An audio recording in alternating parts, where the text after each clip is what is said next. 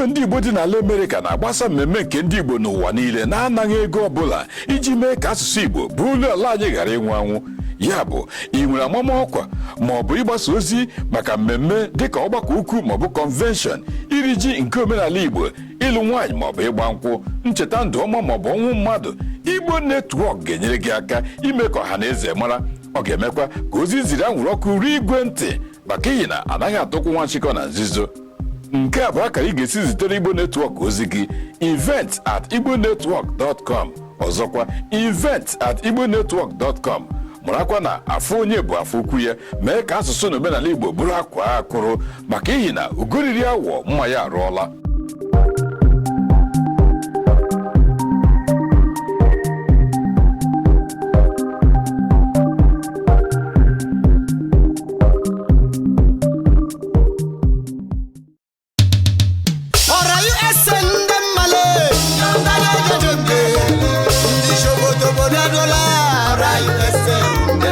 Orlu Regional Assembly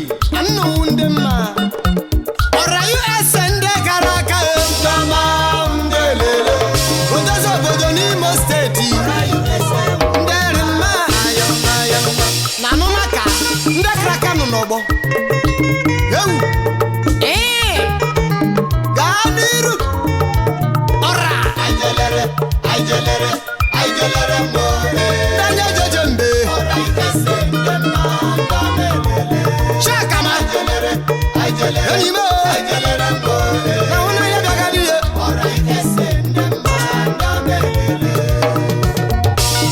Orlu Regional Assembly odozi obodo n'Imo Steeti ndị kraka nọ n'ọgbọ anụwụ ndị mma yowu ORAUSA 2017 yowu a convention nke afọ ụdachi owi chai ayoma n'anya gbara n'elu ụwa ayoma jari anyị mmada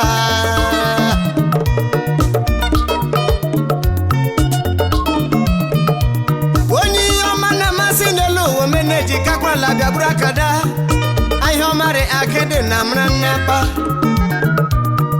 emeji onye aka ịdị n'elu ụwa mra na ya gwado ọzọ ORAUSA ndị mba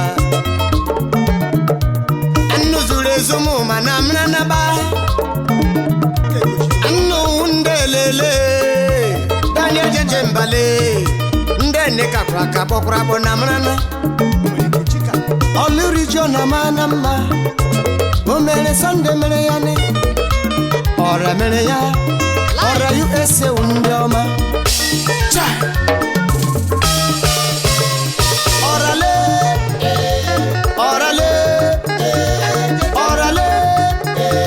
ndị emekara aka ayammo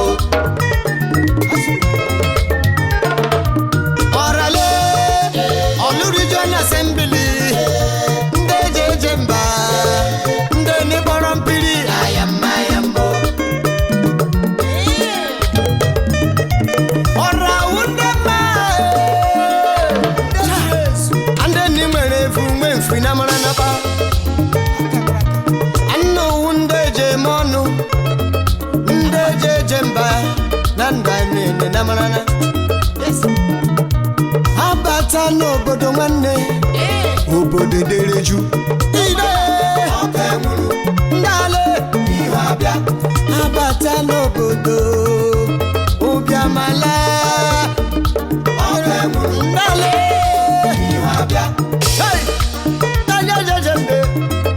danye jemọnụ Orlu Regional Assembly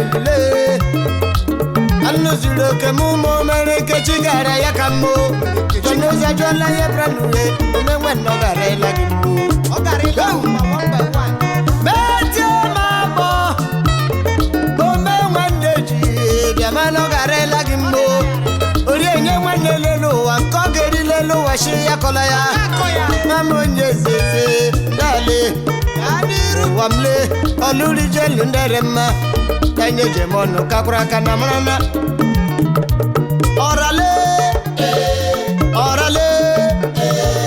ọrale ndị emekara aka ndị n'izukwa Waro kemuma omemwende jogarela lumbo Nde jejeje mbebe kwala jonuza jola nderimbo Ande chupu gojira goji ogarela lumbo Omere kechikala lelo wa jonuza mabo Danye jeje mbandere mandeje mona Mayambo Go! Ashimekele Our national president, Orlu Regional Assembly, USA, America. Chisa Fidelis, Eze Wike, Diko Haburuburu, One for Deacon of 5, Idiot South, Light of St. Columbus, Grand Patron, Ora, New York, Ogarela Gemma, Ojore Mogo, Ochirozuo, Financial Wizard, Yamapalo, Miami International Airport, CEO, Pivera Consulting Services, Miami, National President, Ora USA, former VP, Ebiadobala, former President, Oxax of South Florida. Onyoma, Diko Haburuburu, Buruburu, Financial Wizard, National President, and you welcome the Jembale, Orlu Regional Assembly, Wakomarima, Ora, Kabiama, Okaregamana, Ojore Mogo. Chikara yakamo life Ajonu zajola ye bragene Ogare lagimbu Go Ajola mese lologie Anyo mejejembe Lolo Lady Ijoma is a weekend Ania Apamadia Go Ora USA National First Lady, Ekraka, Ezi Adaba, Adale Fabiani, Ekweme, Nanyuko one of Aba, na Loloya, Elizabeth Ekweme, Ogarenuma, Lady John is a weekend, Okwagill Vice President 210, of South Florida. Ekraka Oshim Kele Ejumuya Dr. Fidelis Ifanye Eze Wike Junior Garela Gimbo Pharmacist One Kelekwa Tobe Chimba Na Uchenna Nde Chukwu jiri chọọ ya mma Chukwu Kele Loleze Wike Apamadia, when you make a jembale, Yes, Babiamo, when you make a jembacabo, or a jipagamon with Namanapa, or a jigamon.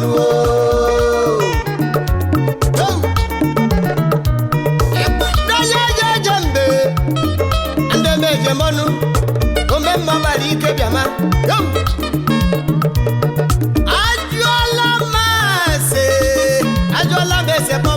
Vice President Daniel Ora USA Chito Nikechukwu Obara Atlanta, Georgia Ebubedike one of Umaka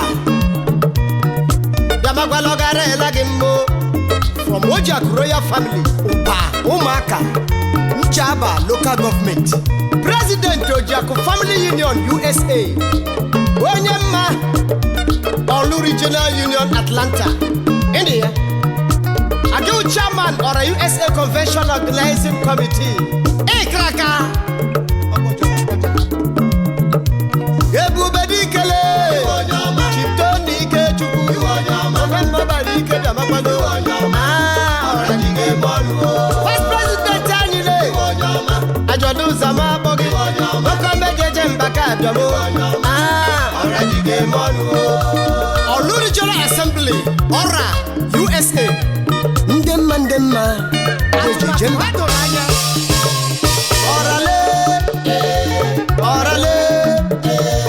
orale ndeni karaka ayambo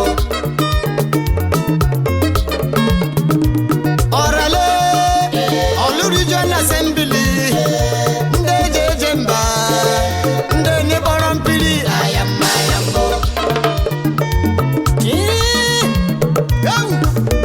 Ashimekele Honorable Chief Stanley Ifeanyi Chukwe DK SR CFE CIA Wachidem Namike Agil National Financial Secretary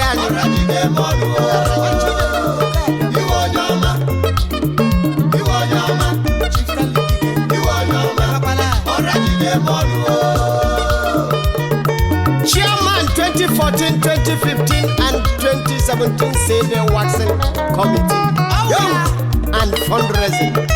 Ikraka. Greetings to Attorney Derek Obialoye Ugumba one of Faba Yamakala Mafimo State. Ola Makori Akuya Mrs. Dorato Diallo Kanyo Mejeje Babiamo Ogarela Gemma The Attorney General of ORAUSA, Houston, Texas, USA. Heard about a TV network that is everything Africa? It is called African Network Television. ANTV is the only TV for all persons of African descent anywhere in the world. It doesn't matter whether a person of African descent is from the United States, England, Brazil, Germany, Nigeria, Kenya, South Africa, Russia, or Jamaica, ANTV Network has something unique to offer. ANTV Network package even has dedicated channels like Black America Media, French Africa, Swahili Channel, Afro Movies, Caribbean Entertainment TV, and more. You've got to check it out, AfricanNetworkTV.com.